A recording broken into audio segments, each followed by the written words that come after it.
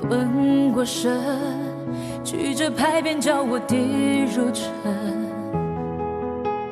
拘我魂，条条规训叫我忍了吞，笑我的虔诚，迈不出家门，要不正要我忍，浑身的走完这一生。可是我听见风来自海上和天空，他说别低头，低头便入牢笼。你是海浪，也是长风，怎可以上锁了？那心不服，管不住，是我眼中的刀锋。这世界容不下，那就刺破它吧。我的苦笑，我的疼痛，终将转身。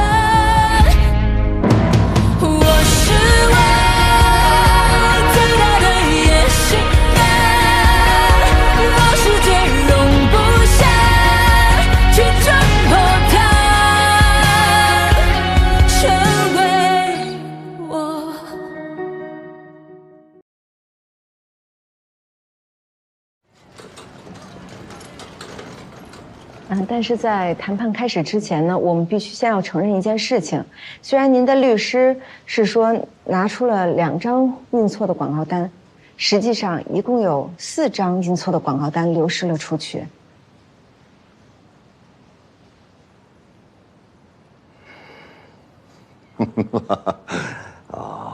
诚实啊，真是诚实。这我们有错在先嘛，如果又撒谎，那不是错上加错吗？啊，识相啊，真的是识相啊。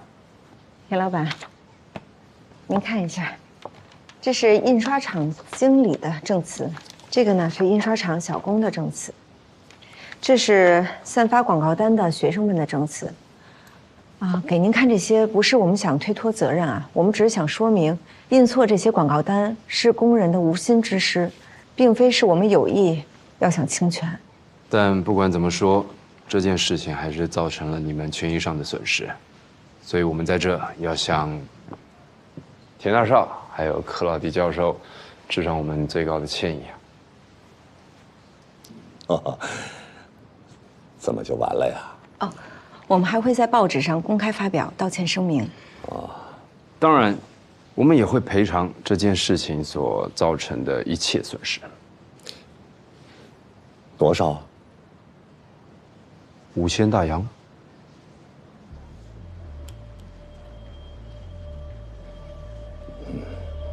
大哥，我觉得你说多少遍了，在外头叫田总，田总。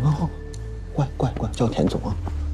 田总，我觉得其实可以考虑。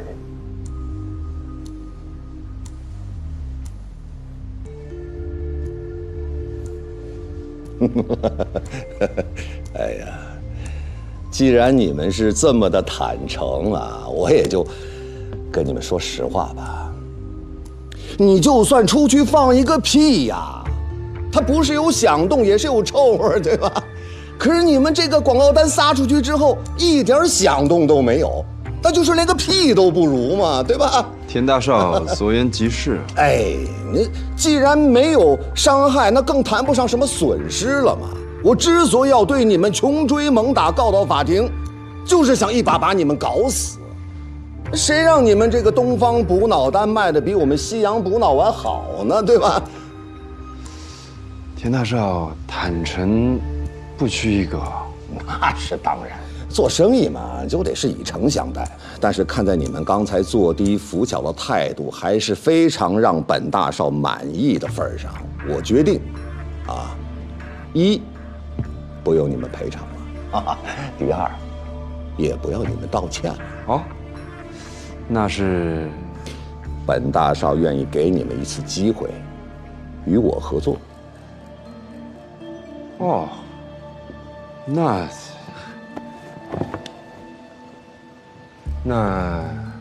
怎么合作？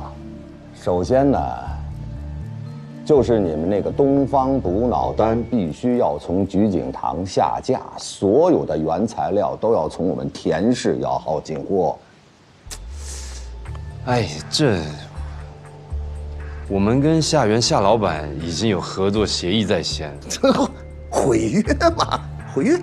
这毁约的金额缺多少我补给你们了。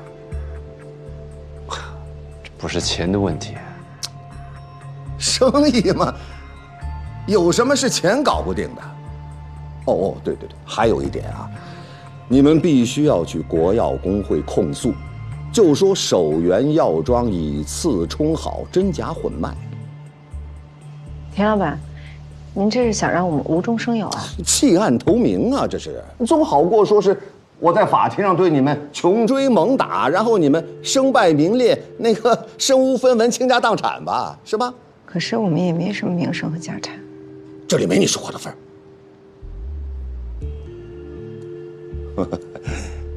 你说呢？是跟着我干，还是同我对着干呀？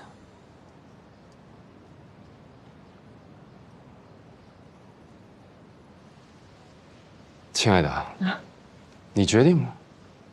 说句话。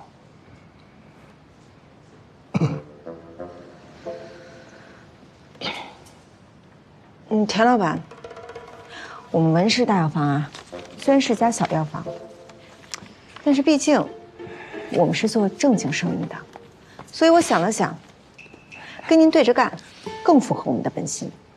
你这是给脸不要脸，不识抬举啊！田通道，你根本就不配抬举我们。论药效，我们东方补脑丹远超你们西洋补脑丸；论价格，我们可比你低；论销售策略，我们脑子比你灵活；论趋势，我们超过你可是指日可待的。听明白了吗？哎，这个，走吧，亲爱的。哎，你，田大少，田二少，那咱们法庭见。哎，你，同学，大哥，这俩人是故意来气我的吧？这，啊，消消气，大哥。王老板，鞠景堂司掌柜在里边等着您呢。司掌柜，怎么来了？夏老板让我过来给你们送2样东西。他知道你们把所有的钱都投到生意上了，但是打官司却是花钱如流水，所以特地让我给你们送点钱来。他还说，如果钱不够，尽管开口，只要官司能赢，钱不是问题。这，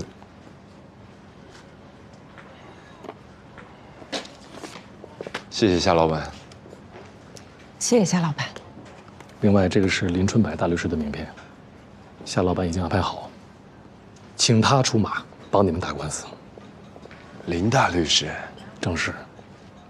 明天上午10点，林律师会在他的律师事务所等你们，请务必准时。一定准时。谢谢。我先告辞。慢走。来，送一下啊。哎，好，你慢走。怎么样？对这官司还有信心吗？我们赢不了，不过，也不代表我们就输了。怎么说？因为我们最终要赢得的不是官司，而是市场。其实这官司如果要赢，也不是没机会。是吗？我们一直忽略了一个人，谁？克劳迪教授。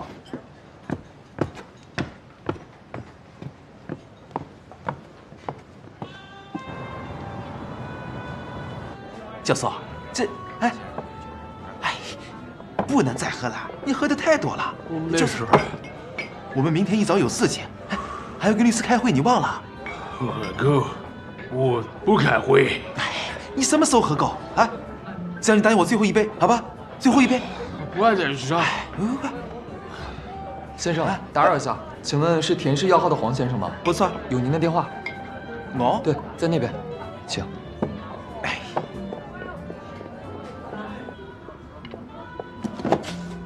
闪电，你连我的声音都听不出来啦？小桃核。你心里就只有他呀。林龙啊，有烧饺子吧？给我来一杯。啊，抱歉先生，我们这里没有这个酒。不可能！这东北每个酒馆都有烧饺子。先生，这里是上海。我又忘了，这里是上海，不是东北。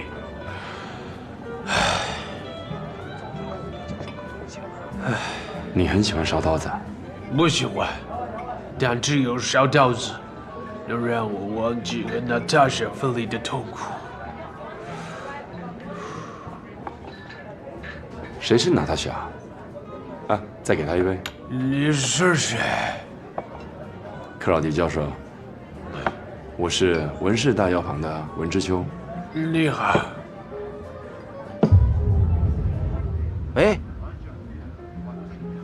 你再不说你的名字，我就挂电话了啊！不，哎，你再想想刘婉儿啊，也许你居然还有脸给我打电话是吧？啊！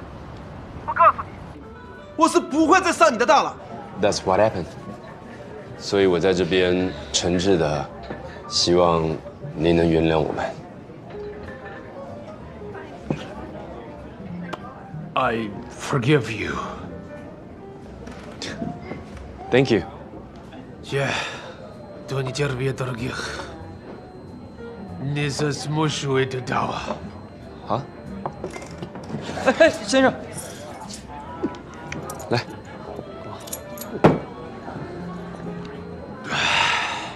You understand? Understand what?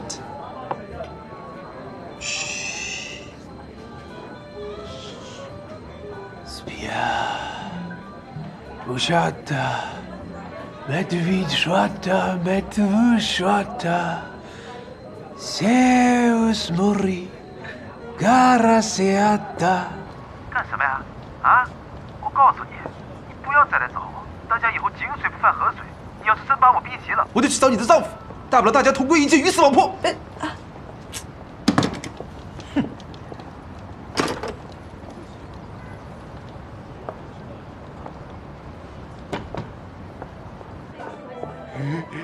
一层七色为水年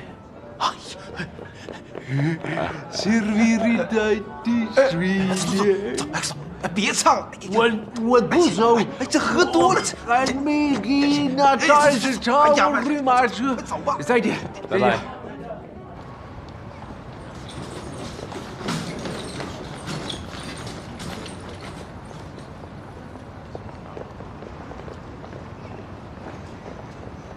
怎么样？是不是时间不够啊？但我已经尽力了，我跟他聊了几分钟，不知道碰触到了黄德明什么伤心往事，他就把我电话给挂断了。你跟那个克劳迪教授聊得怎么样？什么都没聊上，他喝醉了。那我们是不是要想别的办法啊？有件事我就想不明白，什么事啊？这克劳迪教授，美国知名学者，为什么喝醉了就说俄语，唱俄语歌？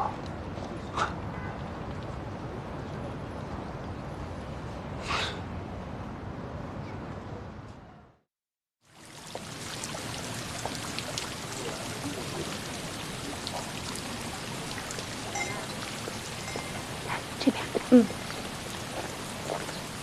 你第一次来，给你介绍几个朋友。好，来，几位聊得好呀？哟，田太太啊，这是顾夫人啊，你好，顾夫人。这是周太太，你好，严小姐。幸会了，严小姐。这是白小姐，是童心的朋友。哦，就是那个电影明星吧？对，是她。哎呦，这真人啊，比荧幕上还漂亮，比海报还漂亮。谢谢。那电影是怎么拍出来的呀？你们如果感兴趣的话，哪天有时间，我带各位去片场看看。好呀，好呀，好呀。哎，对了，财运，你什么时候去美国啊？9月份走。哎，是去哥伦比亚大学吗？是呀。学什么呀？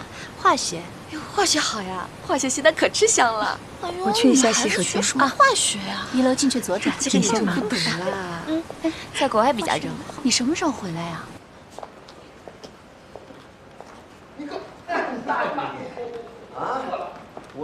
盯着文之乔和他不能说上话。不是，你他妈干嘛去了？他们怎么就能聊上天了？我睡着，我保证我就多看了1分钟。1分钟，他们就说上话了。你给我快点，撅着，撅高点。王八蛋，你1分钟，你还是这样，我保证，他跟文之乔根本就没有说上一句话的。你怎么知道？你不是离开了吗？他喝醉了，他在唱歌啊。他唱什么歌？等一下，我想想，不是英文歌，不是英文歌。真的不是英文歌，我保。你以为你占便宜了？你不是英文歌，不是英文歌，坏了我的大事！老板，你别拿蠢货！你赶紧给我卷铺盖滚吧！老板，我保证，我这个事我解决。来，给我站着！不打你，滚！这不打吧，老板，我管得上说不打你就不打你，给我站着！这不打吧，老板，给我解决问题，你给这机会。滚！你个蠢货，这点小事都办不了，你怎么不去死啊你？哎，回来了，还没吃呢吧？哎，我呀今天做了条鱼，给你留了一半，特新鲜。你又给我留饭了？啊，怎么了？你吃了？我刚去了田家。受委屈了？没有。他们要是瞧不起你，我去骂他们去。放心吧，我不会让自己那么难受的。你在忙什么？林律师明天要的材料，我正在整理呢。你帮我把这绸缎铺和这裁缝铺的钱都结了。嗯，还有下1季度的房租，我也一起付了。韶华，等我下个月发了薪水，我还你。你薪水也不多，留着应酬吧。啊，还有，咱们俩别分得那么清楚。吃饭。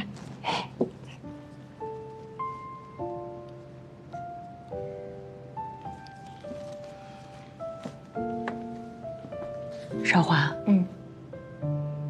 我今天在田家听到了一些事情。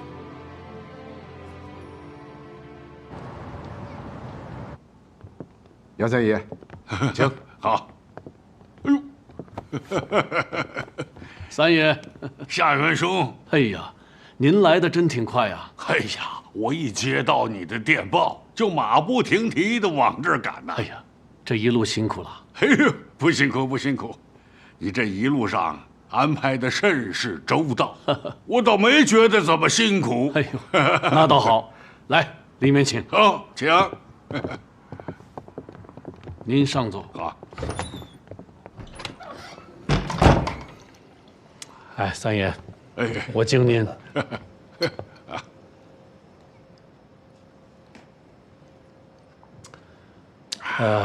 如果我没记错的话，三爷，咱们上次见面应该是3年前，在齐州。夏元兄，你是我兄弟，咱们就不用客套了。先说正事，等办完了正事，咱们再续兄弟情也不迟啊。三爷真是一如从前，还是那么耿直豪爽。你这么急着找我来，一定是出了什么大事了。不瞒三爷说，这次有劳您亲自来上海，是想让您帮我认一个人。谁？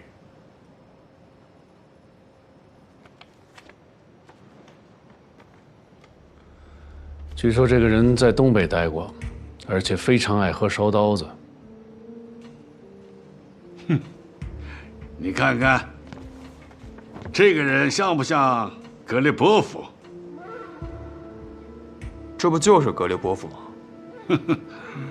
格列波夫是谁？在沈阳开诊所的一个白俄。他是个俄罗斯人，当过军医。那是民国7年的时候，到了沈阳，开了一个小诊所。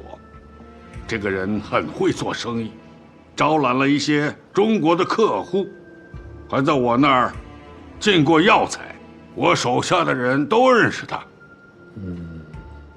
那他现在呢？现在，哎呀，现在就不知道了，因为好几年都不联系了。我倒是听说，他女儿跟一个中国人跑了，他为了找他女儿，就把诊所关掉，然后来上海了。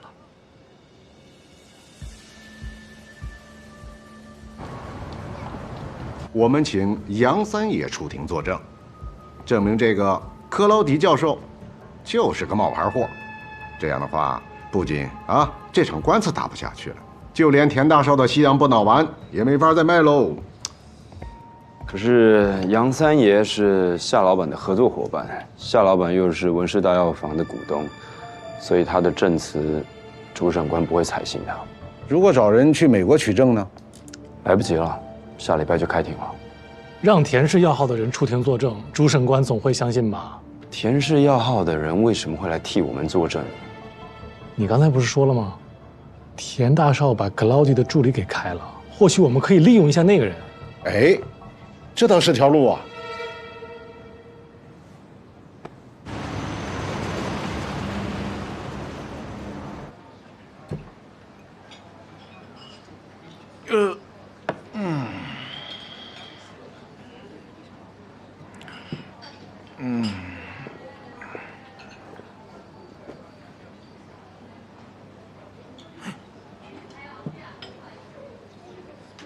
我认得你啊，就是因为你，我丢了工作。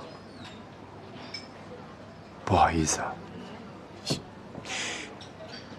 我是上有老下有小，我一家6口人，我就指着这份薪水活。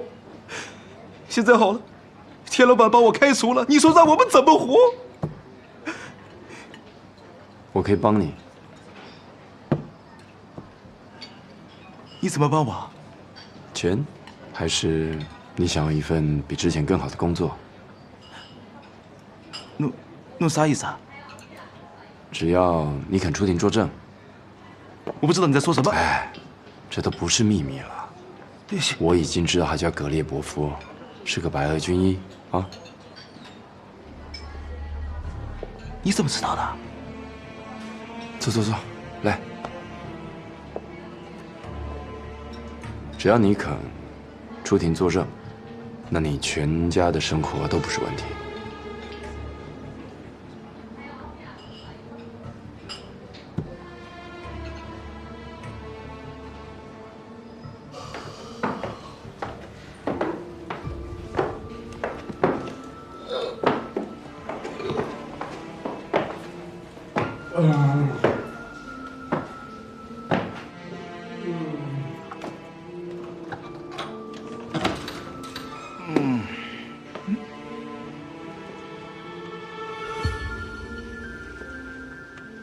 老板，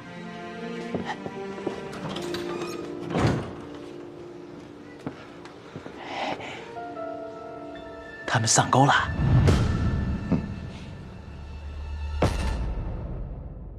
我采访你们这个老田老板，哎，是不是？哎，田老板，是不是田老板？对对对。田老板，你对打赢这场官司有信心吗？田老板，听说您放言，不好意思啊，各位记者朋友，田老板说田总现在不接受任何采访，大家这边请。来，好。这些人都是你找来的？应该是。太少了，多找些人来，不要怕花钱，把事情搞大一点。田老板，到处都没有找到克劳迪教授。去哪儿找的？酒店都找遍了，就是没有人。接着找门后头、床底下、什么桌子下面、粪坑里去找去。好的。大哥，这马上就开庭了，克劳迪教授还不到场，这官司怎么打？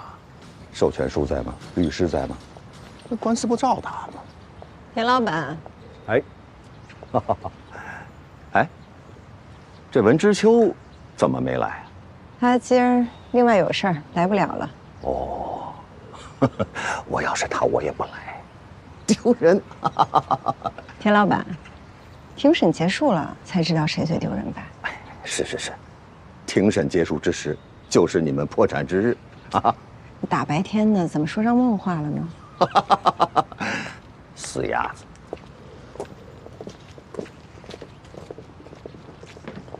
少华姐，我的记者朋友们都到了，您是想现在采访，还是等庭审结束之后？等庭审结束吧。主审官大人，克劳迪教授虽然不能亲自来到法庭，但是他委托我将如下证据呈交给法庭。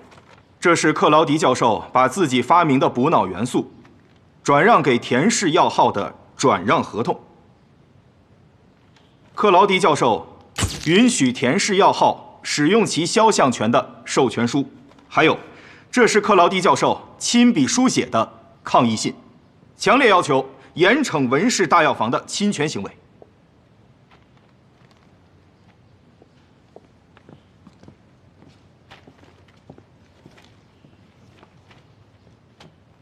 被告方，对原告方提供的这些资料，你们有什么要说的吗？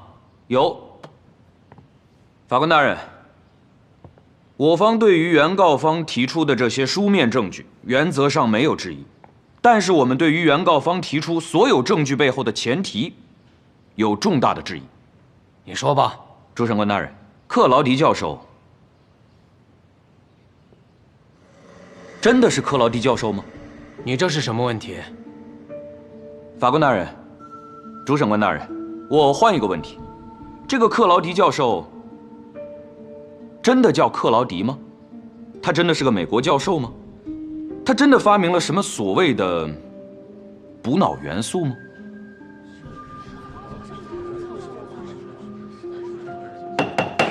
肃静，肃静！被告方，你刚才的质疑有证据吗？主审官大人，有，我方申请传唤证人黄德明出庭作证。反对。主审官大人，证人黄德明的证言与证明克劳迪教授身份的真伪有重大关系。传证人黄德明出庭。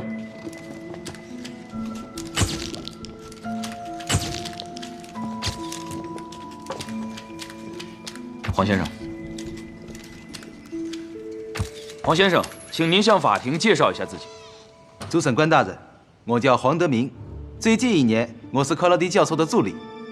主审官大人，黄先生已经作为克劳迪教授的助理达1年之久，想必您对于这位克劳迪教授已经非常了解了。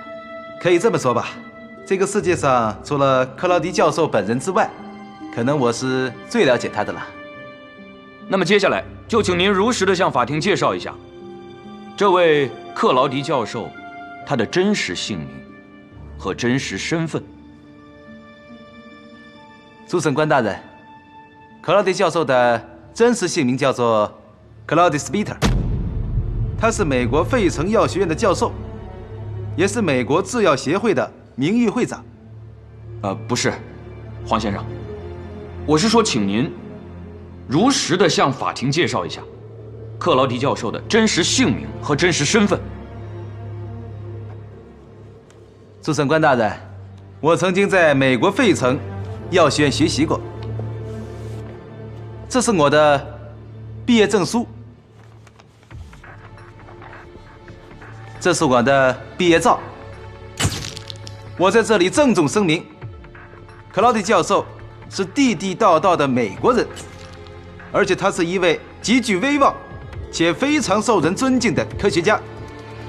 他本人拥有多项的发明，其中最重要的发明就是补脑元素。黄德明，我提醒你，现在是在法庭，欺骗法庭是重罪。我晓得，李律师，欺骗法庭肯定是重罪，所以我今天站在这里，绝不能撒谎。主审官大人，我所说的句句都是真话。什么情况？被告的证人为什么替原告说话？肃静！原告律师，你们还有没有什么想问的？主审官大人，被告证人已经说得很明白了，我们没有什么要问的了。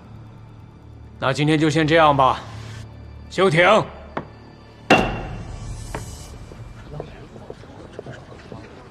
哎，钱老板，请你预测一下最终的判决结果。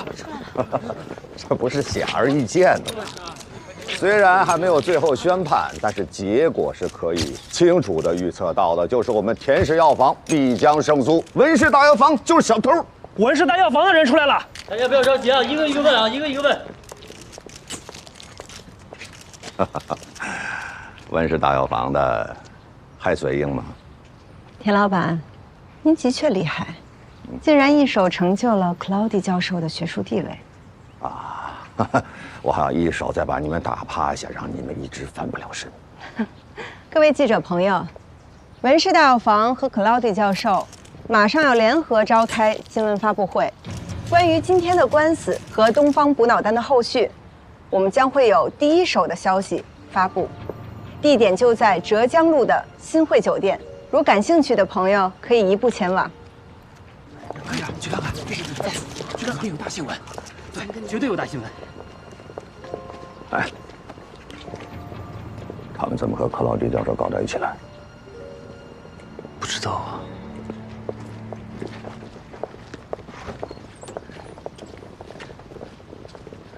冰心，老二，你也来旁听啊？老二，上车，别见着什么女人都走不动道。大哥，这是冰心啊！我知道，说的就是她。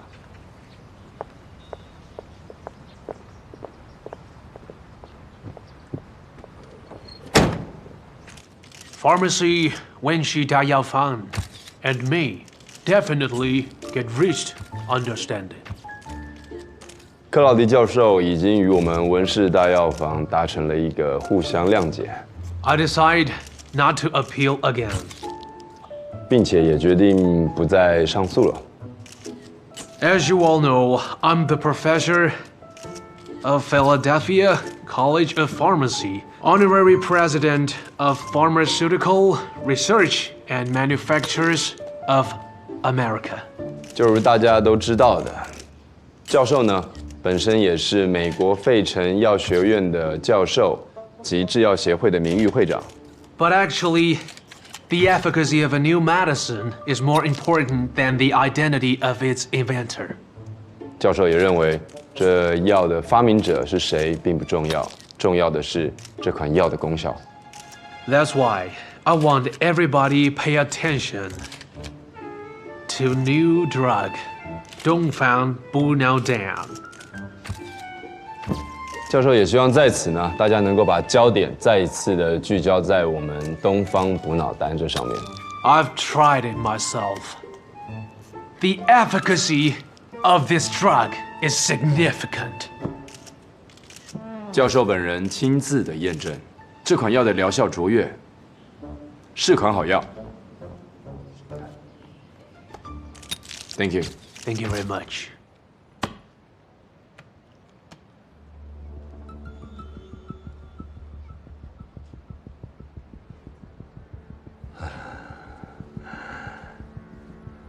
你说他们上钩了，啊？是他们上钩还是我上钩了？老板，我不知道啊。你个蠢货，这都看不出来？我上钩了，我上钩了。辛辛苦苦捧出了个克劳迪教授，反过来替他们说话，我有那么蠢吗？没有。我有那么笨吗？我是那种为他人做嫁衣裳的人吗？我他妈还真是。好了，大哥，你也别太生气了。这样，我现在就去那个报馆，把那个白俄难民的底儿给掀了。哎呀，童心呐，你是真笨假笨呐！你把他的底儿掀了，那我们的药还卖不卖啊？脸还要不要啊？对呀。那怎么办，大哥？你问谁呢？你不知道，我能知道吗？连个小明星都搞不定，反过来还被他玩了，玩了之后还不能说我。大哥，你说什么呢？谁被小明星玩了？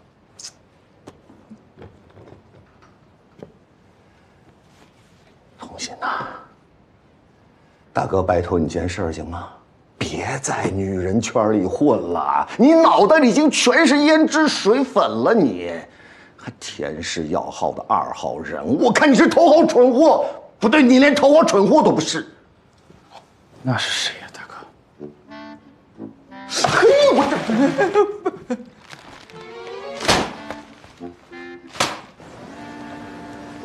这Если бы не вы, я бы не смог найти свою Наташу. Спасибо.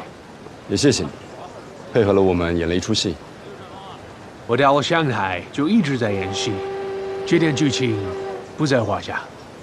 格列伯夫，我们该上车了。我要去见我的 Natasha 了。祝你们父女早日团聚。Наконец-то я смогу вернуться на свою вторую родину. Я смогу теперь жить под именем Глебова. 告辞。告辞了。一路顺风，三爷。请。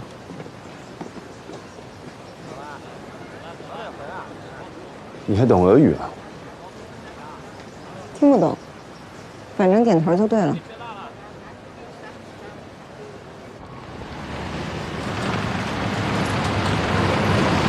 这次能打赢田大少，我可功不可没啊！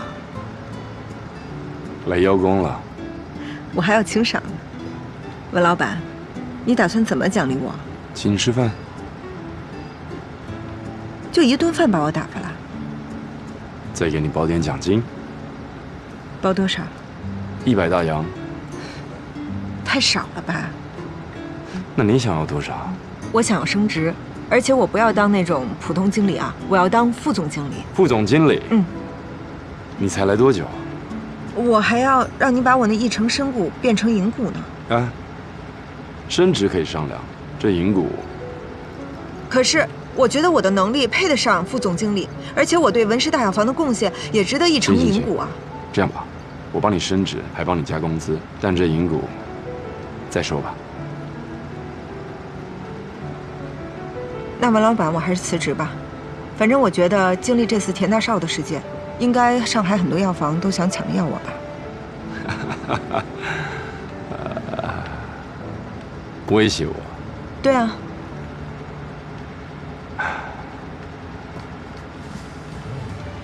那好，如果你的身股想转成银股，那我就不能给你加工资。还有，你想干副总经理的活，只能拿普通经理的钱，你可以吗？成交。还得请我吃饭，就一顿啊？餐厅我选啊，菜我点，酒你出，小费算你的。You calculating woman。什么康？康什么？很会算计的意思。你说我是算计的女人？不是吗？彼此彼此，文老板。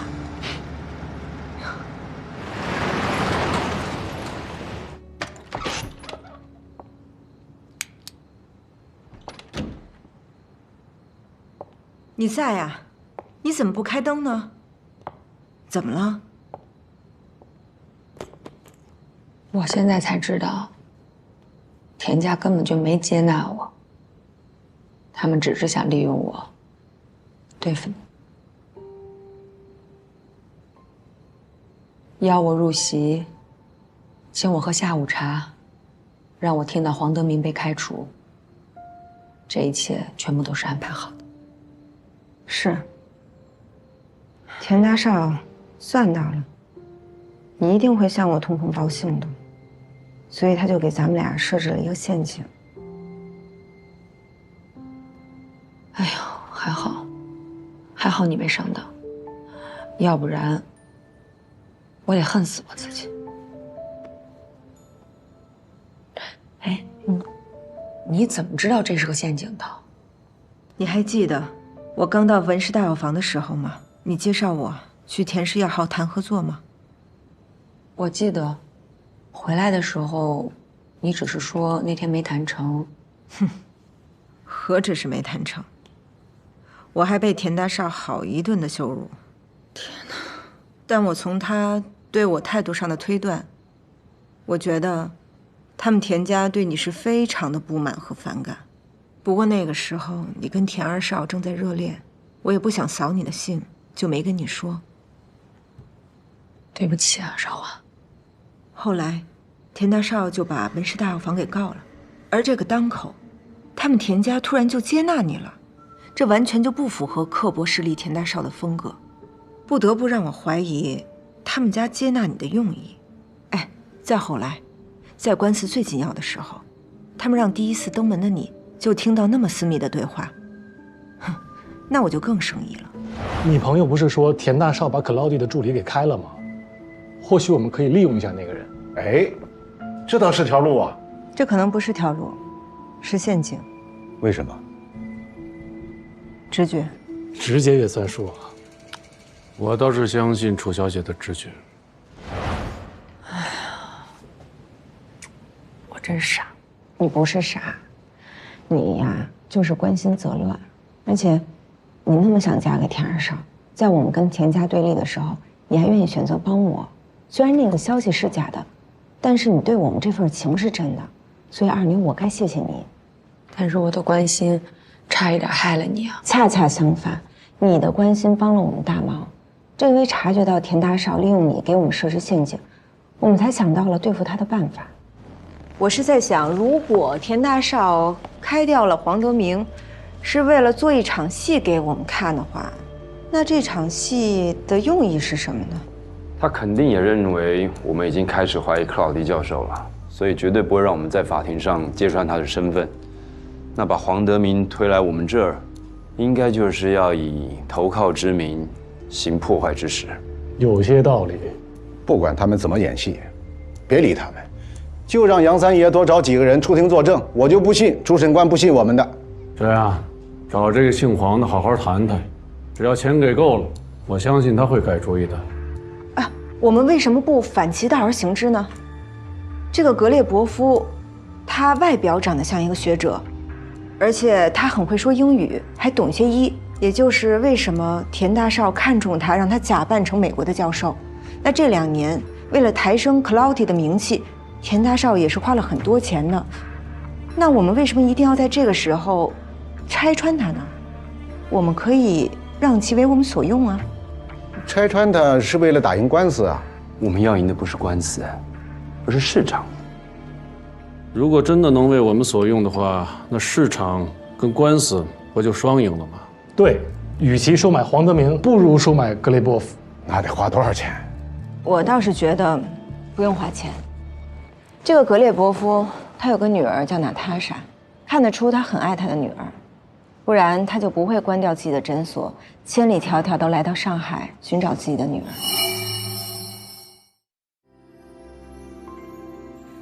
躺在雪地上的小毛毯，一点点融化着白鹿汗，爱爱茫茫的雪路上，是你心中的眼，小小风浪洒洒混云端，藏在他心中的小毛毯，一点点温暖着他心房，他低诉着春天不远，他说冬天很短，永恒的彼岸在朝着他呼喊，一天一天兢兢业业不留遗憾，黎明一点一点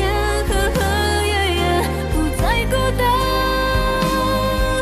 烽火燎原照亮绝望，我为你舍身去抵挡，筚路蓝缕到达心中永恒的彼岸。